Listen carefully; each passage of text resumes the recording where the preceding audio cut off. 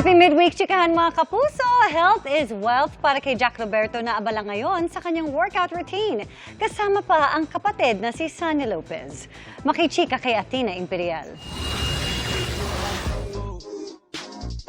Self-care at wellness ang main priority ni Jack Roberto ngayon. Sa kanyang post, ipinakita pa ni Jack ang workout nila ng kapatid na si Sunny Lopez sa kanyang bahay. Dumaan yung months na puro taping, trabaho. Minsan wala nang time mag-workout. And syempre, napapabayaan mo yung health mo, yung katawan mo. Pag nagkakaroon ng time na makapag-workout kami together, niyayaya ko siya sa bahay kasi parang isang kanto lang na may layo ng bahay ni San sa bahay ko. Hinay-hinay na rin daw siya ngayong Burr month sa food intake, kahit na medyo mahirap dahil holidays. Last year, yan ang naging problema ko. Burr months, tapos yung project ko, January. Right now, kung may pagkakataon, ayoko nang parang sumagad ng kain or magpabaya ng weight ngayong this coming 2026 kasi baka bigla may project tas di ka ready, mas mahirap maghabol.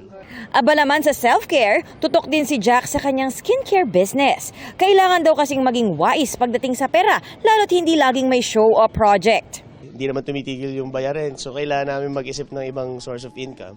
At the same time, accidentally, most of my friends kasi businessman. Athena Imperial updated sa Showbiz Happenings.